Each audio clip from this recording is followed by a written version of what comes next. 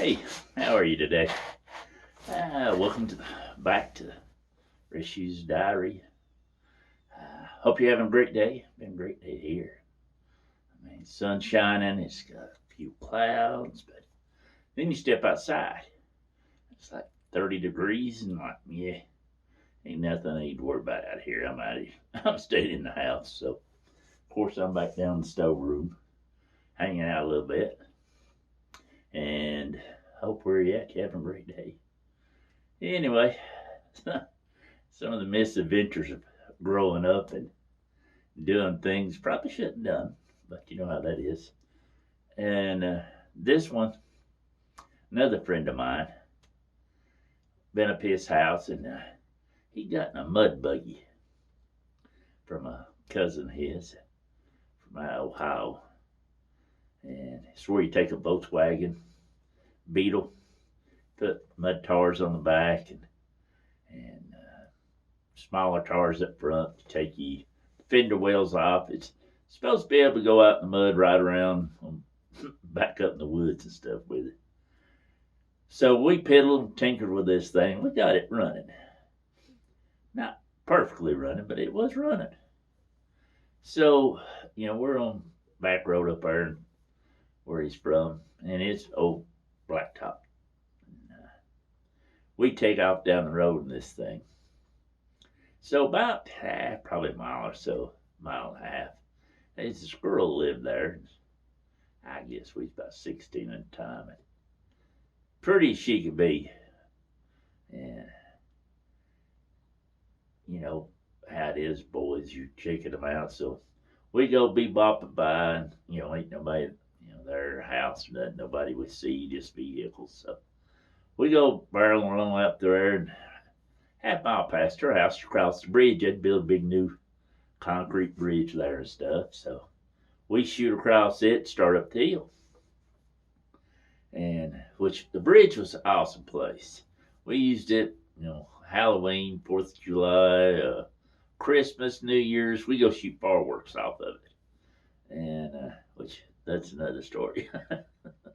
We go flying up that old ridge and up that road. We get near closer toward the top of the hill, and this thing goes a sputtering, blah blah blah blah blah. I'm like, God, man, no, don't die now. We're too far away from this house.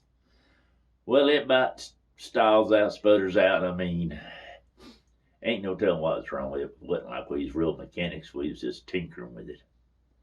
Well, we finally found a place up there we could sort of get it backed around, wiggled it around. So we start back down the hill, and I'm like telling the boy, I said, just go as fast as the bloody thing will go. I don't want to push this vehicle because I always got that job. If a vehicle wouldn't start, they need to, push it, start it. That's if you got a manual transmission, drop the clutch, start the vehicle. Or if you get stuck, hey, go push. And that was, that or got the front end, grab hold of the front end, raise it up, let's, get it out of the ditch. That's sort of what I got, elected to all the time. And I'm like, whatever, just keep moving. So we shoot down off that hill, and by the time we start across that bridge, well, this buddy would get to looking, and the hood starts raising up. We realized we hadn't snapped the latches on the hood up on front, so the hood was coming up. Well, he's about ready to slow down. I'm like, no, don't stop. I don't want to push. He said, that hood's going to pop up. I said, just wait a minute. So, I was 6'1", about 165 pounds at the time. I climb out the window, and I leave my left leg in the car, sort of, hook myself so I don't really go flying off. The other one's sort of on the edge of the rail right there. So I just, flop over the hood of this Beetle going up. Well, we top out, and like I said, it's just a sputter missing, but we're still making it because that's all I could think. I'm like, man, I do not want to push this because it's sort of uphill. Well, about time we got to about where that girl lived, I get to looking.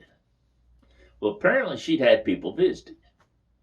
And they'd all come out fixing to leave. And, if you're a southern person, about Well, somebody goes to sleep, but everybody comes out of the house. Hey, hug, talking, and come back, see us. So I look, and there's like 8 or 10 people standing. I'm laying across the hood of this Volkswagen. It's a make sound. So what do you do, right? It's sort of embarrassing, but there ain't nothing else you can do. And I sure was not going to get back in that vehicle till we got it home. So I just sort of look at it, throw my hand up, wave, and we just carry right out. And all these people standing there, the mouth dropped open, they're looking at one another, they're looking at us like, what is that fool doing now? So anyway, we get we did get it back home, and I didn't have to push. And shoot, that's been over 40 years ago. Well, the irony of it is that about 4 years ago, that girl's dad passed away. So I go to the funeral home that night and walk in, and it was funny. I get up to the casket and I told her mom, I said, "You know me, but you don't know me. You've seen me," but she looked at me a minute. I said, how do I know you?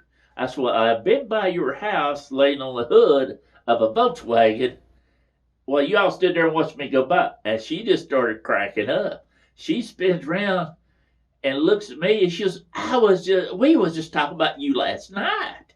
She said, we was talking about memories about her dad and different things. And we was laughing about you coming through on the hood of that thing. Said, we're like, what's that fool doing? She goes, I looked and said, well, I think he sort of has a crush on my daughter. He's trying to impress her. And I'm like, well, I really wasn't trying to impress her. I was just trying to get back down the road and get the vehicle home so I didn't have to push the bloody thing. And so, sometimes you can do stuff and, people recognize you 40 years later for the stupid stuff you do.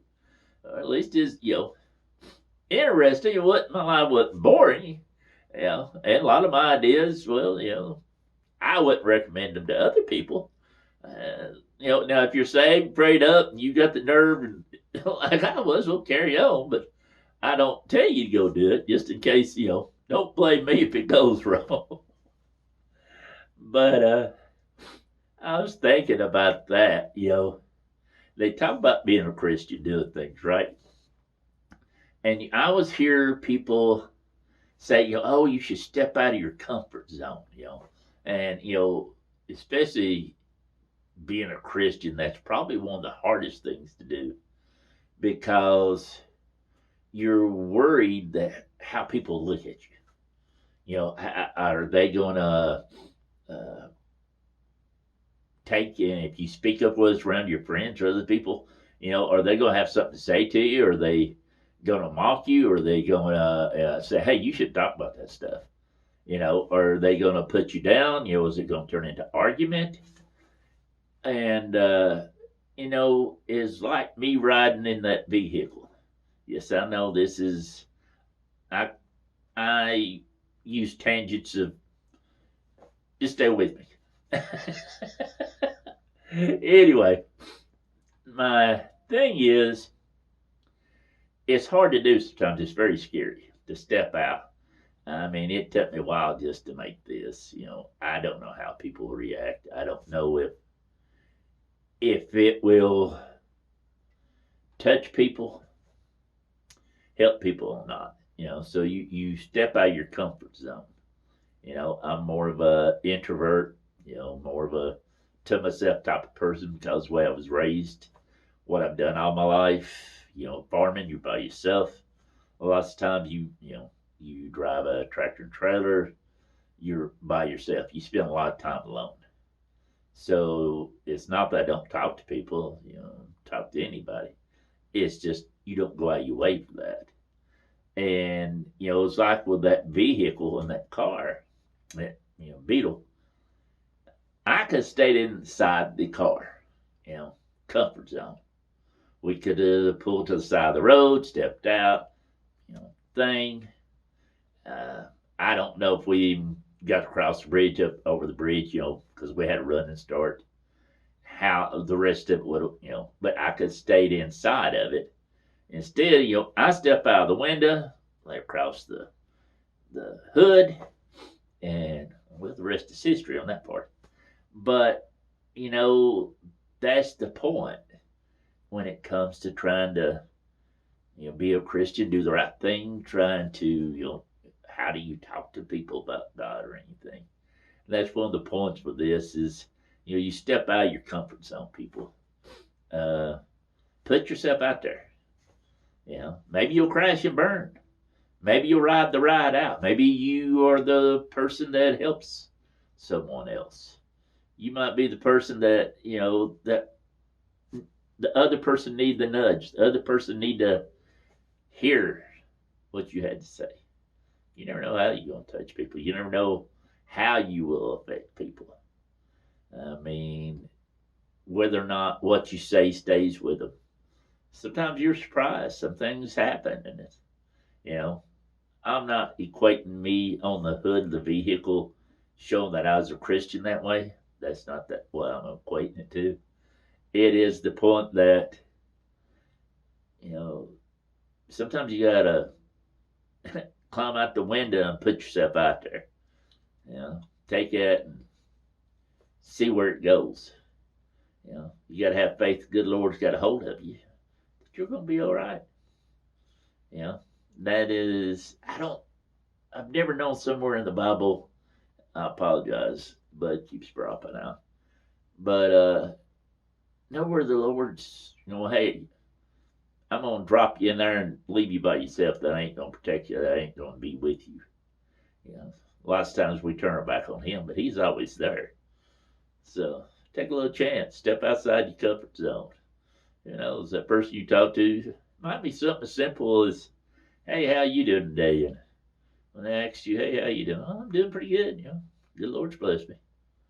Might be something as simple as that. And a little later, it might touch them, and they need to talk to the good Lord also. You never know, folks, what you can do. Sometimes it's as simple as being in a church and welcoming somebody. Say, "Hey, glad you're here." First time there, they might decide it's a very welcoming place to come back again. That's what they might need. Or they just need a kind word from a stranger. You never know, folks. And you might have some really good friends that need to hear you talk about the good Lord and what He's done for you. That might help. Anyway, hope the good Lord takes liking to you not too soon. Hope you have a great day and a better week. And I hope this makes you smile. Also, hope it makes you think about the good Lord. I'm blessed. Hope you are too. Take care. I'll see you next time.